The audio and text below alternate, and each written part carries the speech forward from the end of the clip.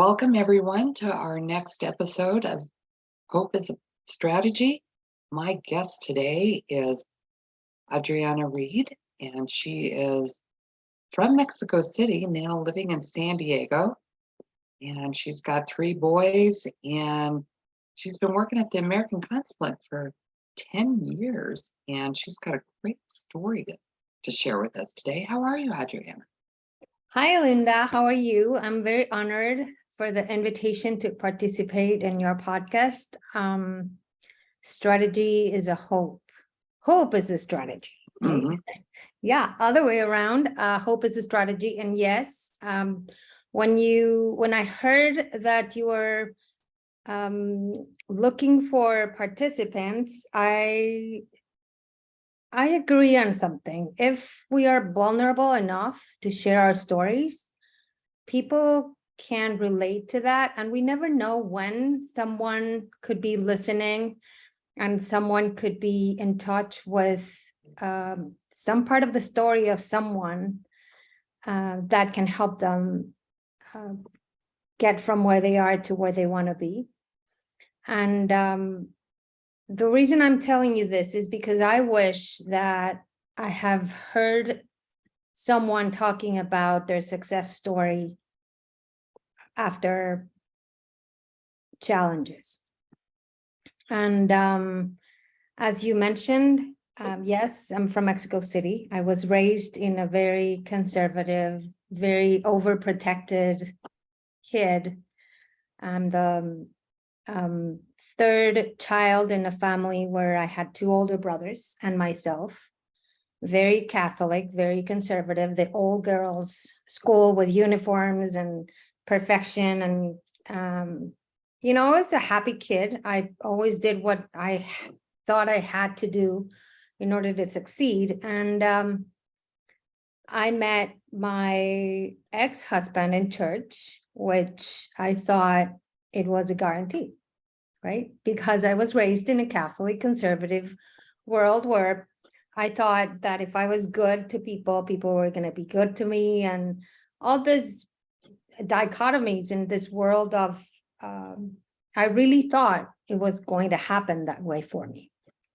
So I met this guy, we got married, and 13 years after marriage, he came out of the closet.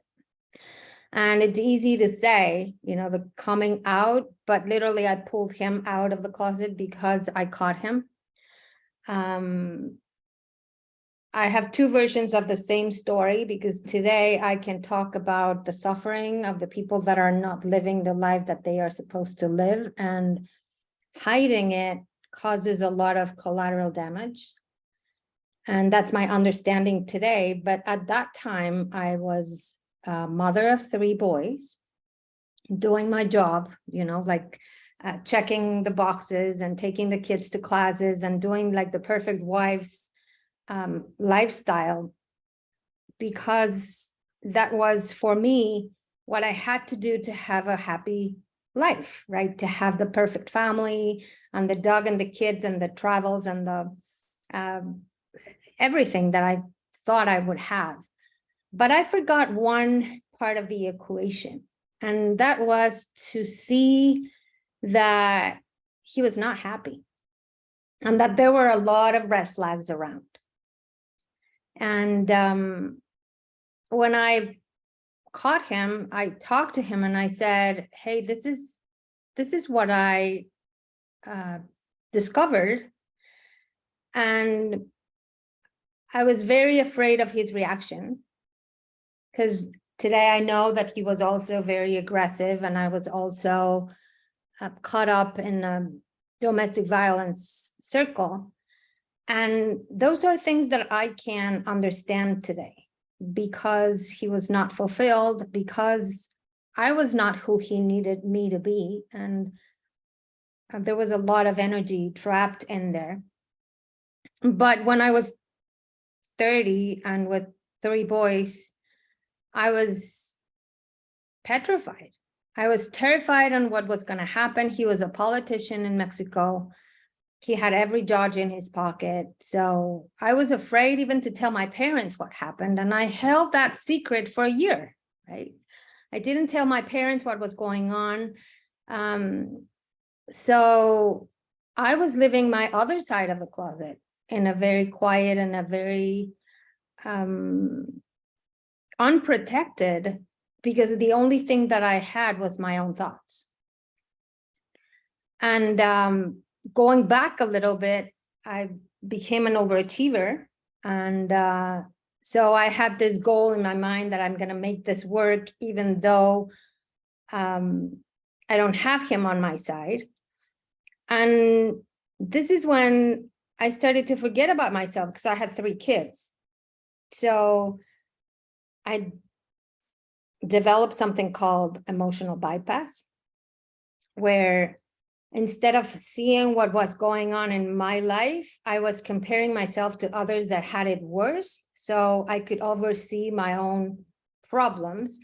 And I understand today that that happens as a self-defense mechanism of the mind to survive, not necessarily to thrive and be happy. So I was in this survival mode for a long time. I had my story as a warrior of being, the overachiever mom, having all the kids at school and classes and everything, but I was exhausted.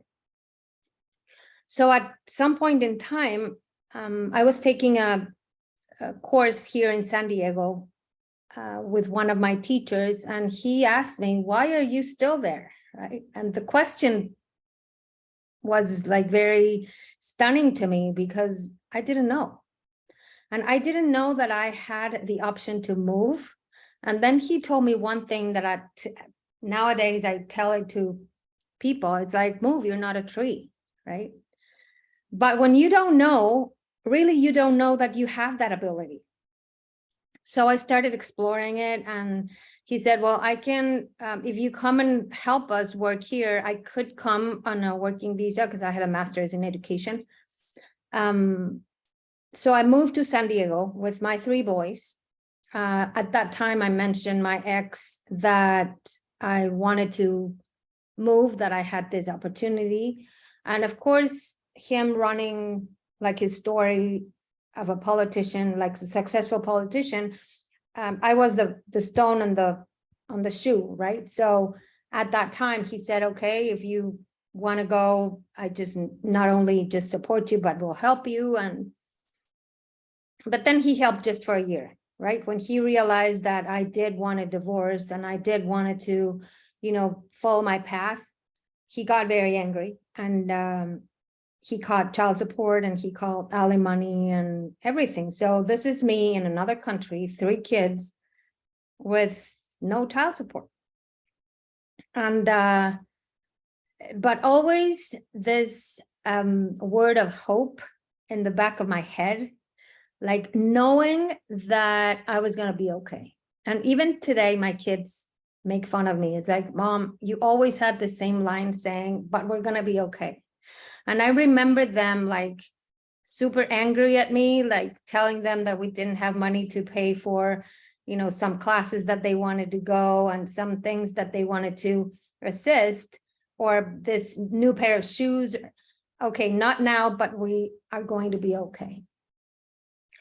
And I think that part of the success in my story was that no matter what, I knew that I was going to be okay, but also learning how to read the energy of the people around us. Because if I look back, I always had this group of people, very quiet, supporting me, right? Even if I didn't know, because another thing that can happen to people like me that survived horror stories is that this emotional bypass also impedes you from seeing the people that were there.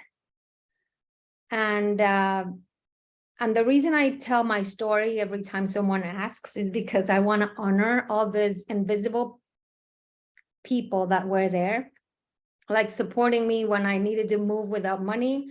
And then someone jumped in with the moving truck and said, hey, I'm going to charge you exactly the same amount of money that I would charge someone if you bring a pillow to the stage or if you bring your whole house.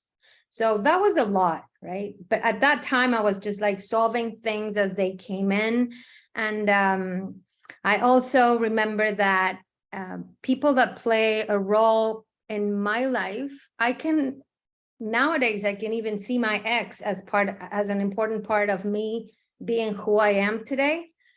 And I couldn't see that at that time because my dreams were shattered. But awakening to the life that we are supposed to live, if we allow ourselves to look back, we have a lot of gratitude to express. For example, another thing that I came about, the relationship was very abusive. And once again, I understand today that it was because the energy was trapped and it didn't find any place to go but yelling and screaming and breaking things and, being physical. But it also taught me a lot about myself. What was I allowing to happen? And I was not seeing myself as powerful. I was giving my power away. And it is very important for women and men to acknowledge that we are already very powerful and we are already whole and complete. We're not broken and we're wounded. And if we are willing to heal our wounds, our energy is going to be different. And then we're going to meet people where we're at our level of vibration. And it took this story for me to discover this. So this is why I can't be quiet, right? I also had one of my kids is a premature baby. So day 2, when he was born, I was 25 years old at that time. The doctor told us, we've done medically, we've done everything possible. We have to pray for a miracle. And my miracle, he said he's not going to walk. Probably he's going to have a hard time controlling his sphincters.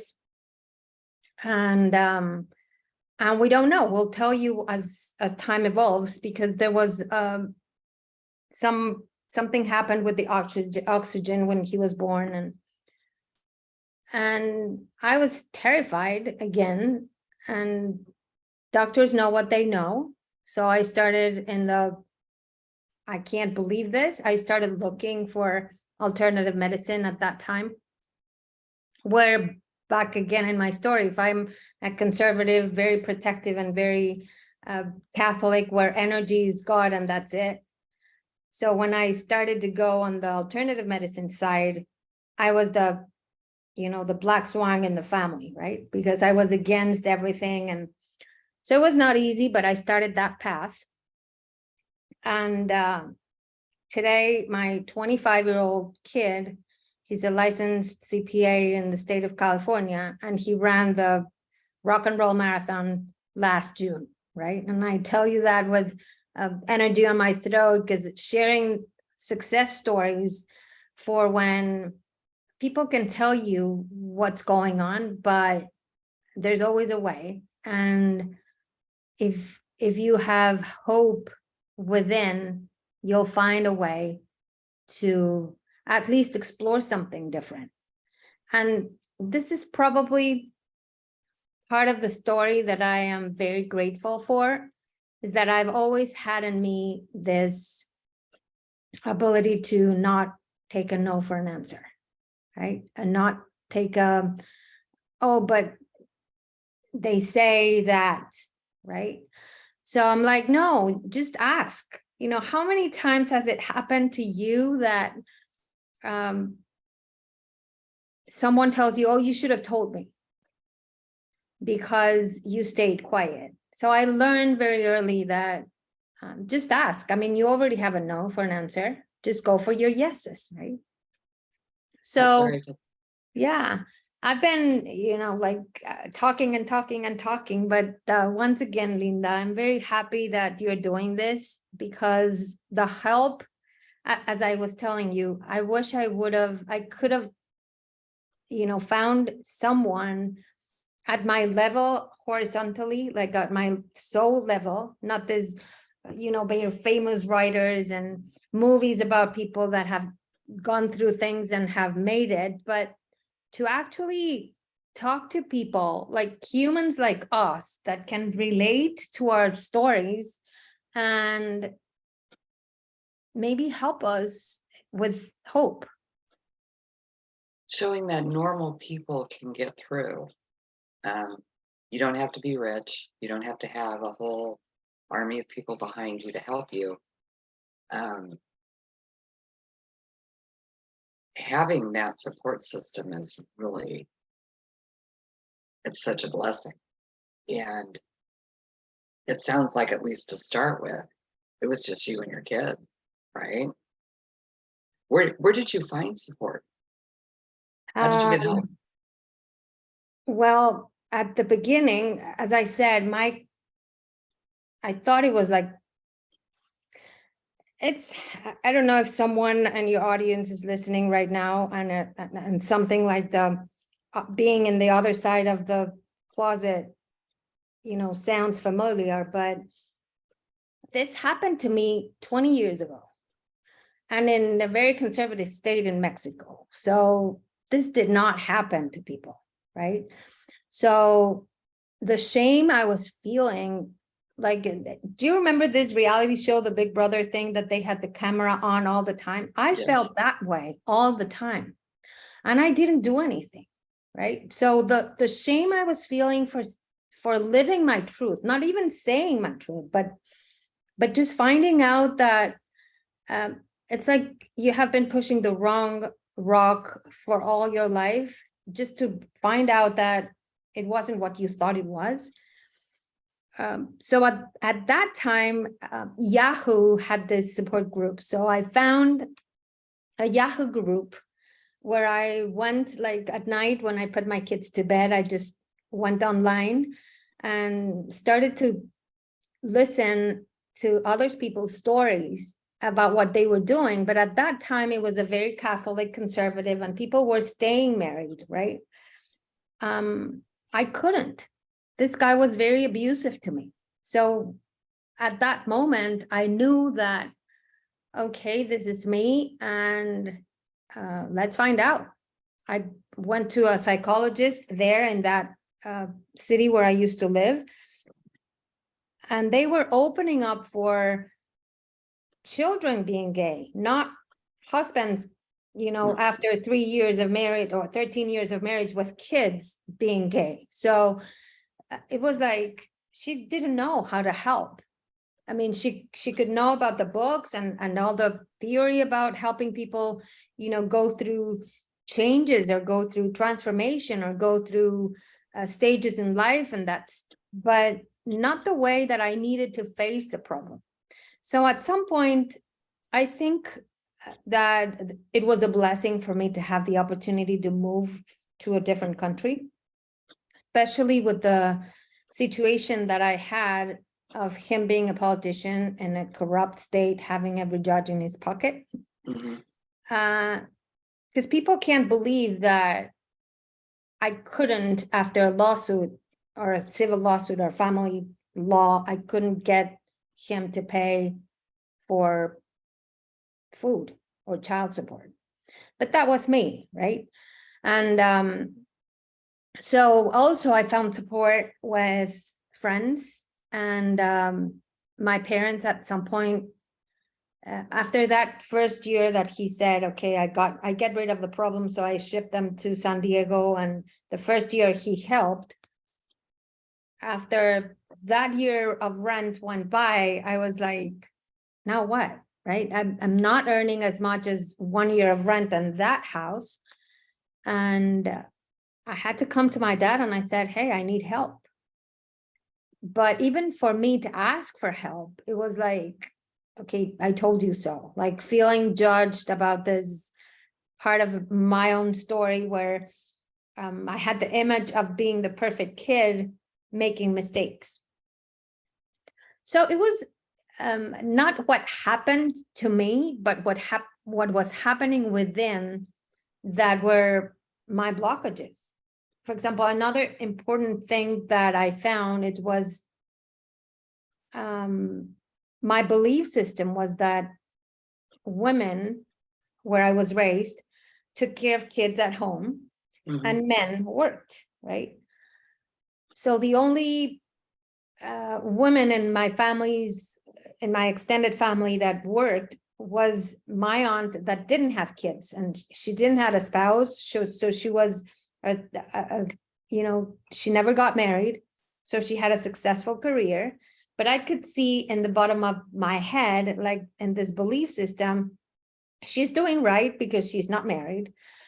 But when it came to me that I had to go to work and leave my kids at home, that one was when my inner conflict started, right? I was not feeling a good mom because I had to leave the house and go to work. And I had to do a lot of inner work myself. So I was not just blaming him for coming out of the closet and me and the victim seat. I had to leave that victim seat pretty quickly because I was getting nowhere. So this pulling energies behind the beliefs are the ones that keep us stuck. And it's very easy to find someone to blame without bringing the mirror and see through. And it's like, okay, you work on your beliefs and maybe this is going to be different. Wow, that's a pretty intense story. I mean, I know people here in the States that have had that family situation, but they didn't have to leave the country to start over. Now, was it an actual issue that you couldn't talk to anyone, or you felt you couldn't talk to anyone? I felt I couldn't. Right. Yeah, Right. I felt I was, and of course, because he was afraid as well, right? Oh, yeah. So the threat Definitely. was, if you say this is going to happen. And I was still scared, right? So it's like I was shot down because the fear of talking, it was worse than the fear of what I was going through. Right, right. So at that time, I felt on this groups, the Yahoo group I told you, I was like venting there and I was explaining, but I was still feeling like out of touch with what I needed, because I was reading something that I didn't want to stay married. I didn't want to, be married to this guy anymore. So not to be married just for appearances now. Yeah. Yeah. Exactly. And especially because he was asking me that, right? But that was not a right thing to do, right? And another thing that I tell my clients is just make a list of values and principles of how you were raised and the ones that you choose today.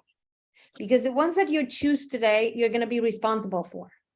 The ones that you acquired from your upbringing, they were not yours. And it's going to be a lot harder to feel okay with what's going on if those are not your choices. And one example I put is the family, right? For me, the family was, the perfect family was the kids, the dog, the dad, the mom going off for a trip and having meals together. And all of a sudden, I had a broken family, right? Until I found out, no, I mean, the reason that it doesn't fit the values and the principles that you write on the upbringing side of the story, that doesn't mean that you don't have a perfect family. It's a perfect family of 4. It's mom and 3 kids, but that's my perfect family.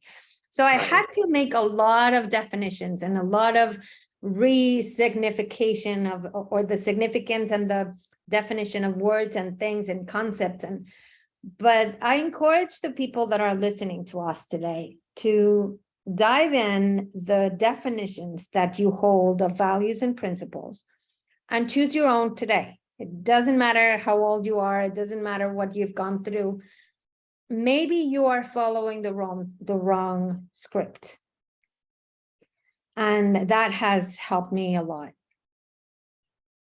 Wow. Yeah.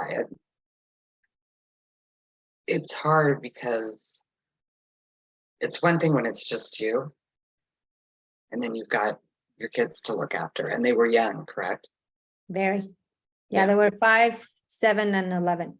Wow. Yeah. So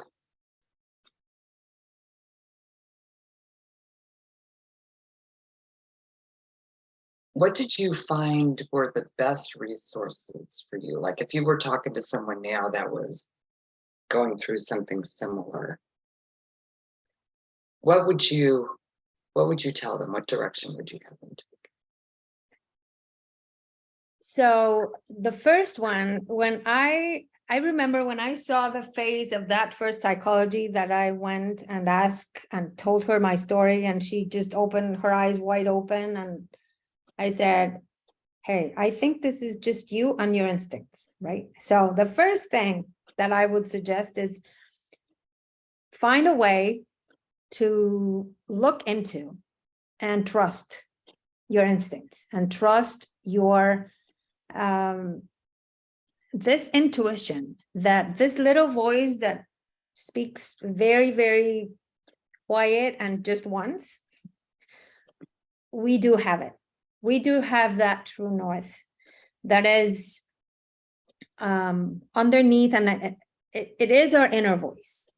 And we also have a lot of mind chatter. So the first thing that I would suggest someone is to find that inner voice.